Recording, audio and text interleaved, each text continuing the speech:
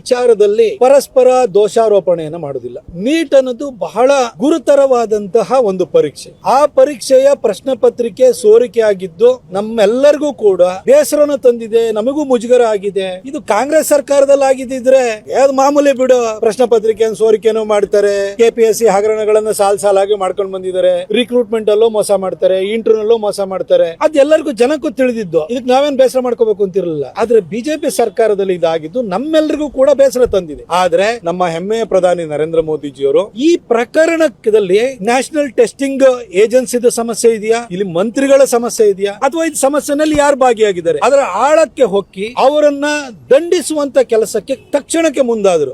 ಇವ್ರ ಮೇಲೆ ಕಾಂಗ್ರೆಸ್ ಟೈಮಲ್ಲಿ ಆಗಿಲ್ವಾ ಅಂತ ಹೇಳಕ್ ಹೋಗ್ಲಿಲ್ಲ. ನಮ್ ಟೈಮ್ ಅಲ್ಲಿ ಆಗುವಂತದ್ದು ಇದು ಅಕ್ಷಮ್ಯ. ಇದು ಹಾಗಾಗಿ ಹಿಂದೆ ನ್ಯಾಷನಲ್ ಟೆಸ್ಟಿಂಗ್ ಅಕಾಡೆಮಿ ಆ ನೀಟ್ ಎಕ್ಸಾಮಿನೇಷನ್ ಏನಿದೆ, ಎಕ್ಸಾಮಿನೇಷನ್ ಅಲ್ಲಿ ಭಾಗಿಯಾಗಿ ಪ್ರಶ್ನೆ ಪತ್ರಿಕೆಯನ್ನ ತಯಾರು ಮಾಡುವಂತಹ ಕಾರ್ಯದಲ್ಲೂ ಕೂಡ ಹಿಂದೆ ಇನ್ವಾಲ್ವ್ ಆಗಿದ್ದಂತಹ PV ಕುಲಕರ್ಣಿ ಅನ್ನೋ ವ್ಯಕ್ತಿಯನ್ನ, ಹಾಗೆ ಮುಂಬೈ ಇದು ಪುಣೆ ಬೇಸ್ಡ್ ಕೋಚಿಂಗ್ ಅಕಾಡೆಮಿ, ಅಲ್ಲಿ ಮನೀಷಾ ಮಂದಾರೆ ಅಂತ ಒಬ್ರು, ಆಮೇಲೆ ಶಿವರಾಜ್ ಅಂತ ಒಬ್ರು, ಇವ್ರನ್ನೆಲ್ಲ ಪತ್ತೆ ಹಚ್ಚಿ ಈ ಕೋಚಿಂಗ್ ಮಾಫಿಯಾದವರೊಳಗಡೆ ಇದ್ರೊಳಗಡೆ ಇನ್ವಾಲ್ವ್ ಆಗಿ ಈ ಪ್ರಶ್ನೆ ಪತ್ರಿಕೆಯನ್ನ ಸೋರಿಕೆ ಮಾಡಿದ್ದಾರೆ ಅನ್ನೋದನ್ನ ಪತ್ತೆ ಹಚ್ಚಿ ಅವರಷ್ಟು ಜನ ಅರೆಸ್ಟ್ ಮಾಡೋ ಕೆಲಸವನ್ನ ಮಾಡಿದ್ರು. ಅವ್ರು ಇವತ್ತು CBI ವಶದಲ್ಲಿದ್ದಾರೆ. ಹಾಗೆ ಈ ಒಂದು ಪರೀಕ್ಷೆಯನ್ನ ಸಂಪೂರ್ಣವಾಗಿ ಕ್ಯಾನ್ಸಲ್ ಮಾಡಿ ಜೂನ್ 21ನೇ ತಾರೀಕು ಮರು ಪರೀಕ್ಷೆಯನ್ನ ಯಾವುದೇ ಲೋಪಗಳಿಲ್ದಲೆ ಮಾಡಿ ರಿಸಲ್ಟ್ ಅನೌನ್ಸ್ ಆಗಿ ಸುಮಾರು 10 ಲಕ್ಷಕ್ಕಿಂತ ಹೆಚ್ಚು ವಿದ್ಯಾರ್ಥಿಗಳು ನೀಟ್ ನಲ್ಲಿ ಕ್ವಾಲಿಫೈ ಆಗಿದ್ದಾರೆ. ಮೋದಿ ಅವರು ಎಲ್ಲ ಮುಂಜಾಗ್ರತಾ ಕ್ರಮಗಳನ್ನು ಕೈಗೊಂಡಾಗಿದೆ. ಈ ವಿಷಯದಲ್ಲಿ ಇನ್ನೊಂದು ವಿಷಯ ನಾನು ಆಡ್ ಮಾಡ್ಲಿಕ್ಕೆ ಬಯಸ್ತೇನೆ. 2014ರಲ್ಲಿ ಯಾಕೆ ಈ ವಿಚಾರ ಹೇಳ್ತಾ ಇದ್ದೀನಿ ಅಂತಂದ್ರೆ,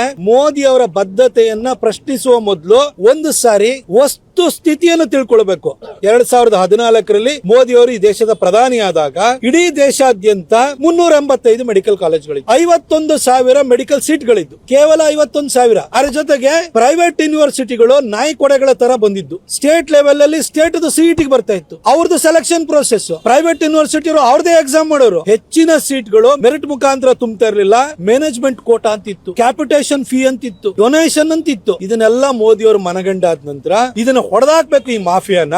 ಸ್ಟೇಟ್ ನಲ್ಲಿ ಸಿಇಟಿ ಮುಖಾಂತರ ಪಾಸ್ ಆದವರು ಕೂಡ ಮೆರಿಟ್ ಸೀಟ್ ಗಳನ್ನು ಪ್ರೈವೇಟ್ ಕಾಲೇಜಲ್ಲಿ ಕೆಲವು ಸೀಟ್ ಗಳನ್ನು ಕೊಡೋರು. ಆದ್ರೆ ಮೆಡಿಕಲ್ ಪ್ರೊಫೆಷನ್ ಅನ್ನೋದು ಈ ಮ್ಯಾನೇಜ್ಮೆಂಟ್ ಕೋಟಾದಲ್ಲಿ ಮುಖಾಂತರ ಬರುವಂತಹ ವಿದ್ಯಾರ್ಥಿಗಳಿಗೆ ಅವಕಾಶ ಮಾಡಿಕೊಡುವಂತಹ ಒಂದು ಕ್ಷೇತ್ರ ಅಲ್ಲ ಇದು. ಯಾಕೆಂದ್ರೆ 147 ಕೋಟಿ ಜನಸಂಖ್ಯೆ ಇದೆ. ಜನರ ಆರೋಗ್ಯ ರಕ್ಷಣೆ ಮಾಡುವಂತಹ ಗುರುತರ ಜವಾಬ್ದಾರಿಯನ್ನ ಮುಂದೆ ವಹಿಸಿಕೊಳ್ಳುವಂತಹ ವೈದ್ಯರನ್ನ ನಾವು ತಯಾರು ಮಾಡುವಂತಹ ಒಂದು ಪ್ರಕ್ರಿಯೆ ಆಗಿದೆ. ಹಾಗಾಗಿ ಇಲ್ಲಿ ವ್ಯತ್ಯಾಸ ಆಗಬಾರದು ಅಂತ 2016ರಲ್ಲಿ ನೀಟ್ ಎಕ್ಸಾಮಿನೇಷನ್ ತಗೊಂಡ್ಬಂದ್ರು. ನೀಟ್ ತಗೊಂಡ್ಬಂದಾದ್ಮೇಲೆ 2016ರಲ್ಲೇ ಜುಲೈನಲ್ಲಿ 2 ಸರಿ ಎಕ್ಸಾಮ್ ನಡೆದು ಇವತ್ತು ದೇಶದಲ್ಲಿ ಏಕರೂಪದ ಪ್ರವೇಶ ಪರೀಕ್ಷೆ ನಡೀತಾ ಇದೆ, ಚೆನ್ನಾಗಿ ನಡ್ಕೊಂಡು ಬರ್ತಾ ಇದೆ. ಹಾಗಾಗಿ ಇವತ್ತು ಮಕ್ಕಳು ಡೊನೇಷನ್ ಕೊಟ್ಟು ಕ್ಯಾಪಿಟೇಷನ್ ಫೀ ಕೊಟ್ಟು ಕಾಲೇಜಿಗೆ ಹೋಗ್ಬೇಕಾದ ಅಗತ್ಯ ಇಲ್ಲ. ಬಡವ್ರ ಮಕ್ಕಳು ಕೂಡ ಮೆರಿಟ್ ಅಲ್ಲಿ ಪಾಸ್ ಆಯ್ತು ಅಂತ ಹೇಳಿದ್ರೆ ನೀಟ್ ಮುಖಾಂತರವಾಗಿ ತಮಗೆ ಆಯ್ದಂತ ಕಾಲೇಜು, ತಮ್ಮ ಅರ್ಹತೆಗೆ ಅನುಗುಣವಾದ ಕಾಲೇಜುಗಳು ಸಿಗ್ತಾ ಇದಾವೆ. ಅದ್ರ ಜೊತೆಗೆ 51,000 ಸೀಟ್ ಇದ್ದಿದ್ದನ್ನ ಇವತ್ತು